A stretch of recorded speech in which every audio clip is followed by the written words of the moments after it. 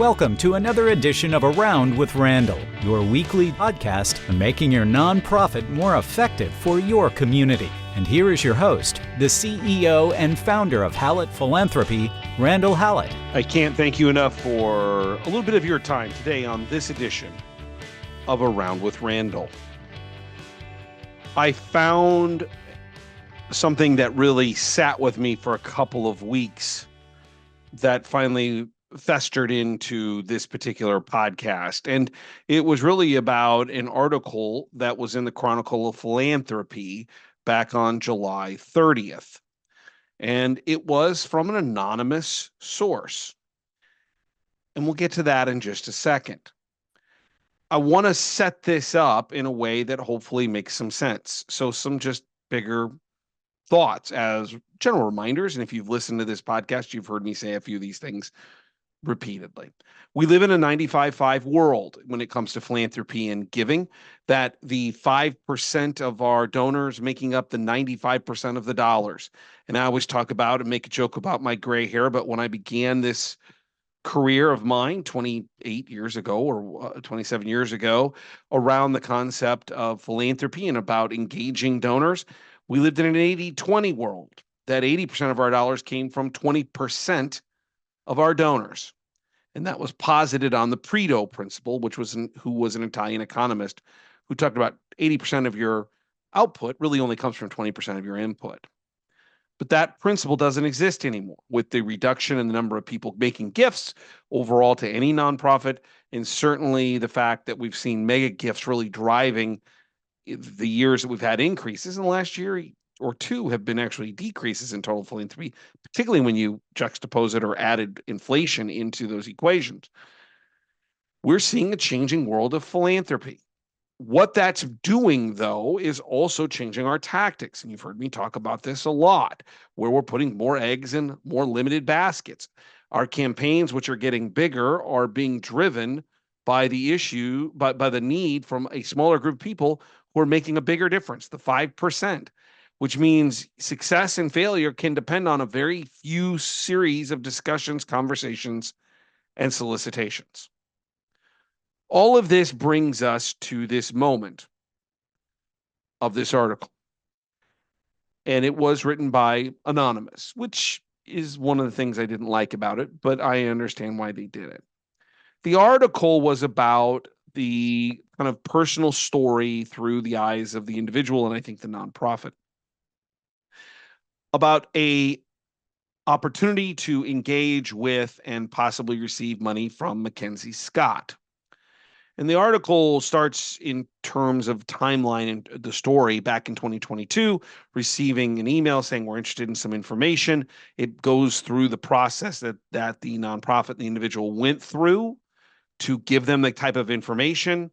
And at the end, the article indicates, or the story goes, that basically they didn't get the gift and they don't know why, and the term is that they were ghosted. The author also indicates that they've left that nonprofit and almost left nonprofit work entirely, and that this ghosting has been a haunting. That was part of the reason they chose to get out of that particular nonprofit, out of that profession. I found the article fascinating in the time frame in which I read it, which would have been a few days after it was first published. And then I've been also as interested in some of the responses to the anonymous, basically op-ed article. And a lot of people have various opinions. I've been so bothered by the article, and bothered may be too strong of a word, but it stuck with me in many ways, more so than most do. I read and try to consume as much information as I can. I love data, love stories. I love kind of figuring out the nuances of different things, how they're interconnected, from the philanthropic world that we deal with every day to how that affects or is affected by politics, to the economics that we deal with in the United States. I find these interactions really interesting, but a lot of times I take the overall maybe realization of what I'm thinking more so than the actual inputs that I read as I went along. This one, as an input, stuck with me for a lot longer than normal. The question I'm asking myself is, what should we be learning from this? If this is my 20-minute a week classroom, the goal is to provide something to listeners that will be helpful in terms of their ability to deal with these kind of scenarios. Take Mackenzie Scott's name out of this, which I will get to in a moment, and it'll probably be the last time I mention it in specific. We all are in more of these scenarios where our efforts are being, or successes or failures, being driven by a very small group of people. And we're struggling with this idea. And what I really want to do today is give some tactical thoughts and support on what you can do to better understand how you put together a plan annually, campaign, over a couple of years, an individual portfolio and gift officer, the organization as a whole. We're all in these particular situations. The only difference is the number of zeros.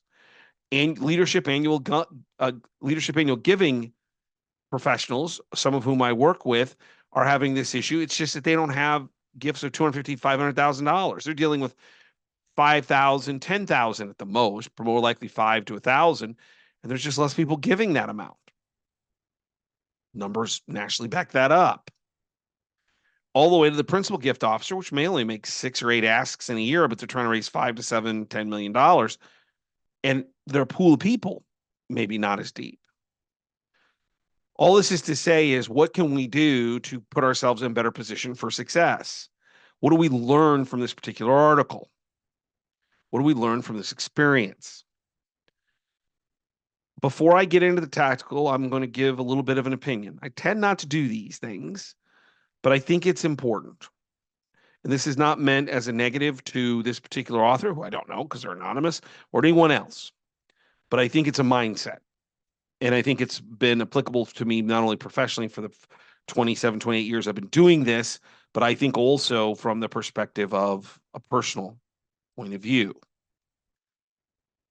Mackenzie Scott, because of her engagement and involvement, and obviously her marriage to Jeff Bezos and Amazon's success, has provided her with a great deal of wealth.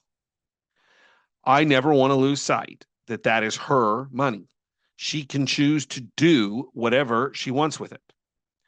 I do find it fascinating and sometimes actually a little depressing that there are so many people who have an opinion about what she should do with her money. It's her money.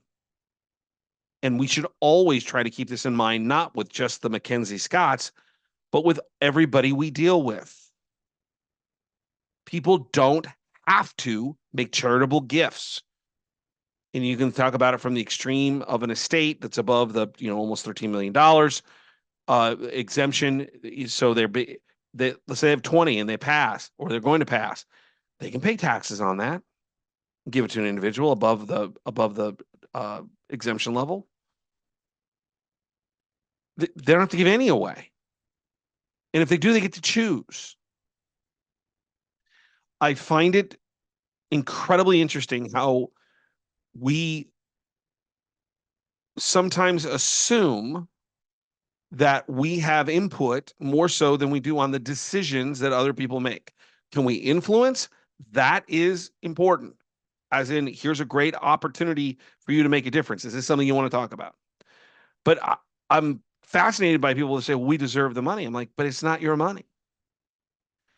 On the personal front, I've run into this over the last year, 15 months, since we lost dad.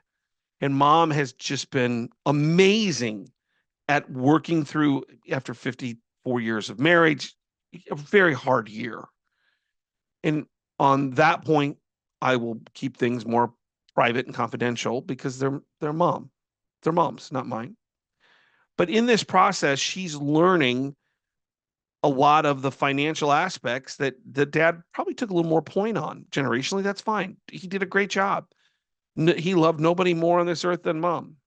But mom's beginning to figure this out. And I'm always, when she asks my opinion, and I'm always appreciative that she thinks I have something that's of value to her to help her.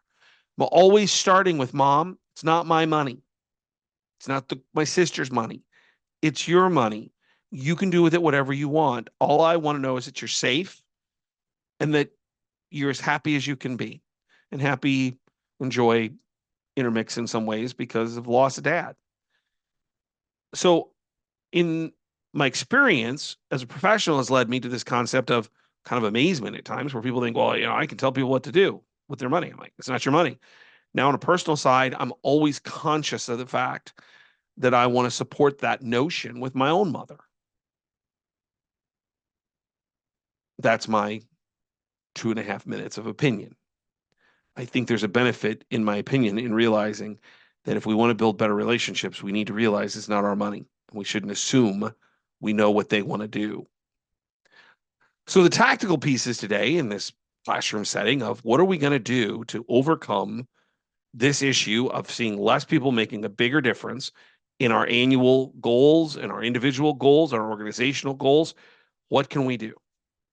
So the first thing is to think about the world in philanthropy, in particular, people's gifts. And I know it's an overused term, but I'm going to define it. And I think I define it maybe a little bit differently than most, is getting to more transformational conversations. Transformation and transformational are not a number of zeros. They are an emotional state from the way I've always viewed it.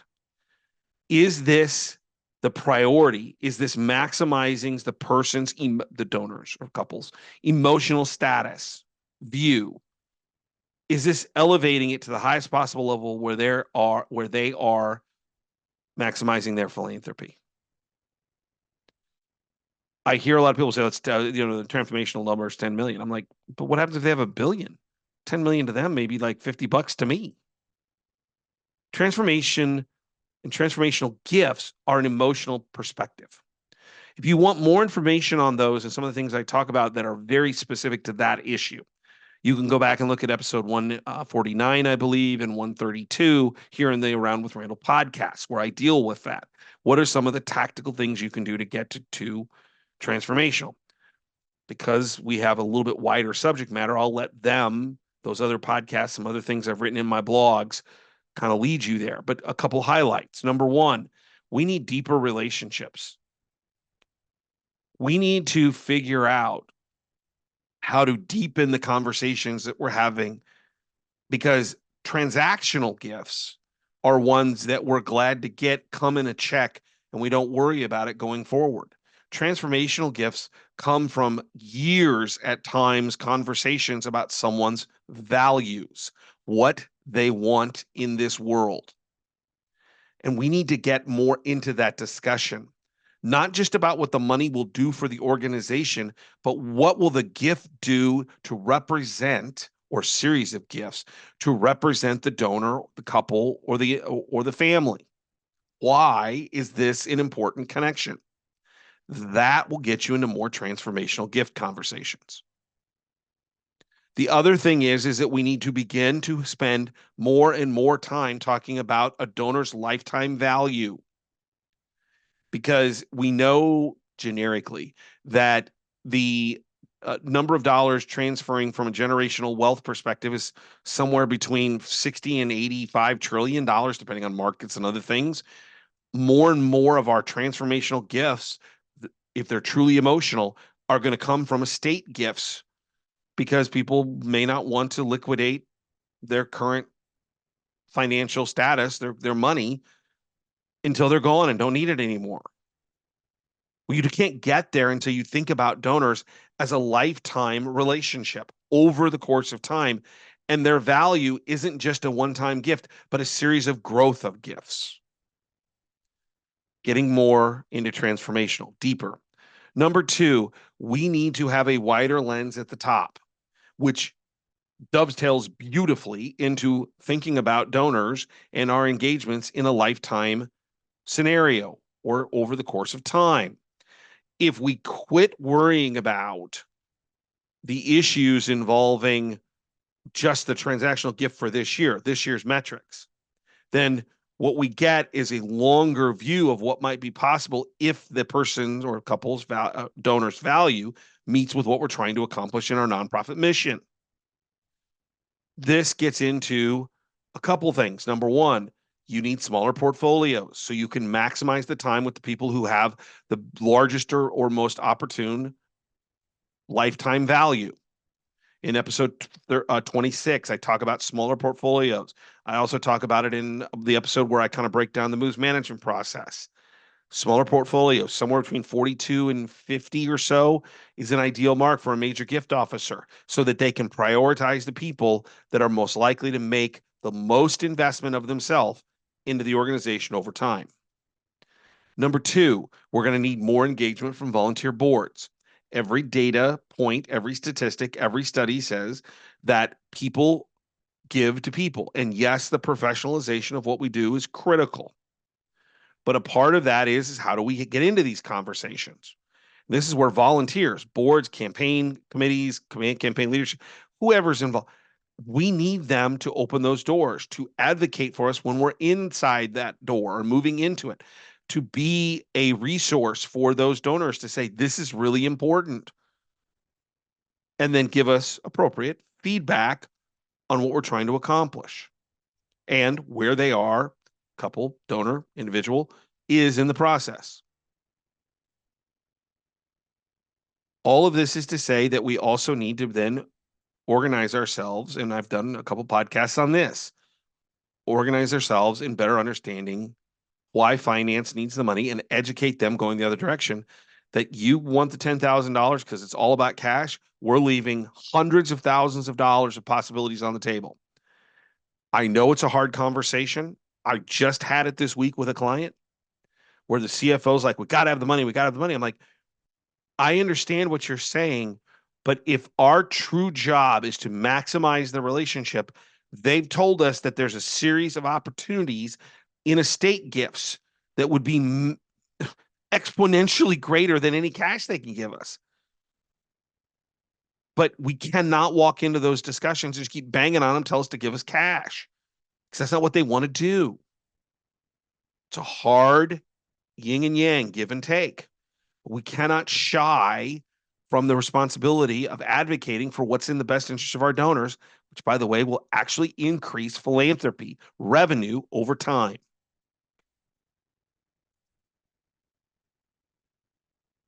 Number three, when things don't go well, and I don't talk about this enough, i.e., you make an ask, doesn't come to fruition, whatever it might be, trying to figure out why it didn't go well is really important.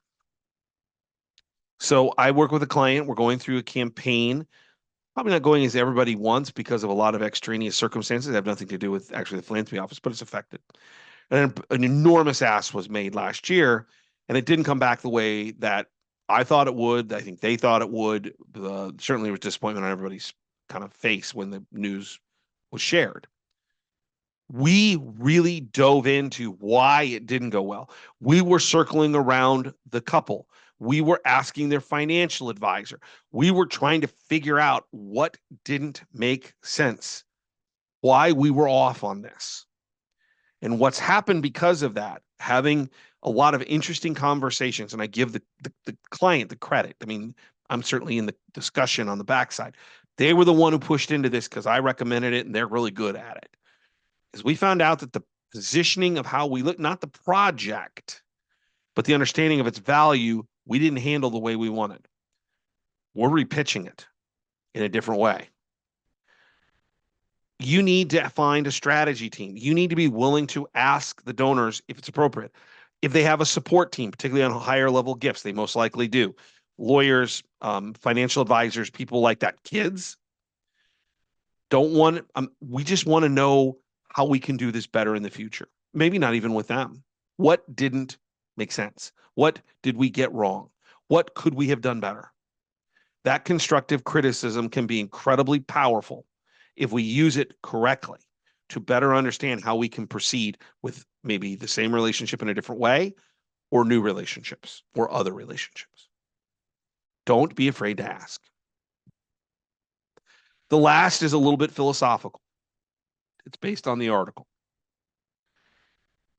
In the article, in the op-ed that was written by the anonymous source in late July, the individual, he or she, commented that this gift would have been the holy grail, direct quote, of the organization's hopes and dreams. That those are my words, but that's what the writer was saying.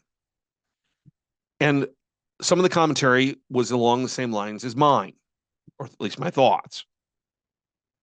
The Holy Grail, I'm not sure what I know what that means.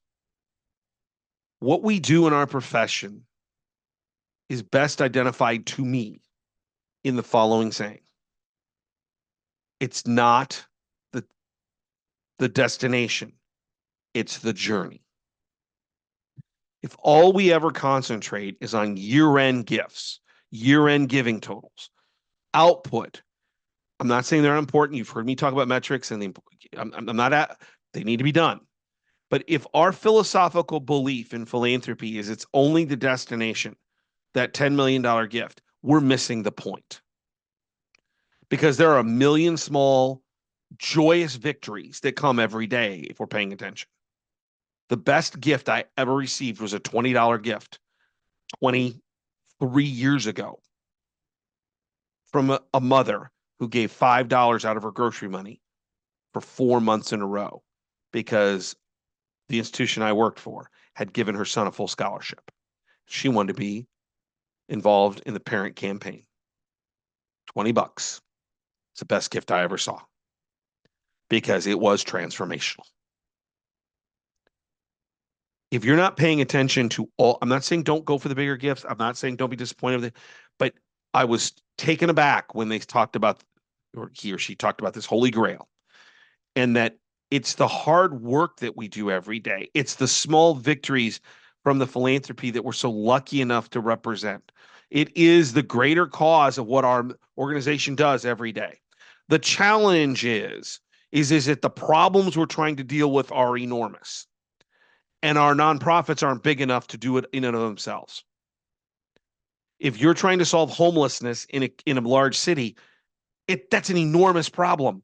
Yes, your organization has a critical role, but you want to solve the whole thing. That makes you a great person, kind of a philanthropic person in your own right. But no nonprofit can solve that in and of itself. I mean, even places like the Red Cross cannot solve an entire community's problems when a storm comes through. They are part of a larger operation effort.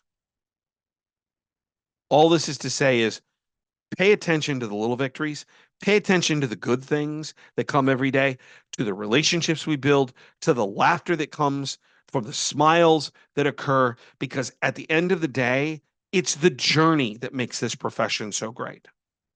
We do what we do not for money, but for joy in making the world a better place. If we all had the money, we'd all give it. We don't. So we're on the other side of the equation. That's noble. The little victories make a difference. And when you don't get all of the gifts you want, or maybe that big donor doesn't, you've got some tactical things. Also realize it was the journey in developing that relationship, if you did it right, that should be part of the joy you experience each and every day. Don't forget to check out the blogs at Hallett Philanthropy. To a week or so, RSS feed, hallettphilanthropy.com. Go ahead and take a look. 90 seconds. Just things I see, read, think are interesting, might be worthy of a thought on your part. If you want to reach out to me, that's podcast at hallettphilanthropy.com. I usually end my podcast with the thought process of my favorite saying. Some people make things happen. Some people watch things happen. Then there are those who wondered what happened. Usually don't hear that till the very end. Well, we're pretty close to that. But I bring it forward in my closing now because I think this episode exemplifies that phrase, that saying, that old Gaelic verse more than any of the podcasts I've ever done. That destination, if that's all you're interested in is the money, will become hollow over time. It's about people, and it's about relationships, and it's about the small victories and the helping one person at a time, one part of the organization at a time, one thing that it does for the community at a time that we need to celebrate more often. And then realize that the work we do every day has incredible meaning. And that one thing alone isn't the Holy Grail. The Holy Grail is what we do every day. And that's why we're people who make things happen. You're someone who makes something happen. and you look for others in the community who do the same. Thank you for your time today, as always. And I'll look forward to seeing you next time, right back here on the next edition of Around with Randall. Don't forget, make it a great day.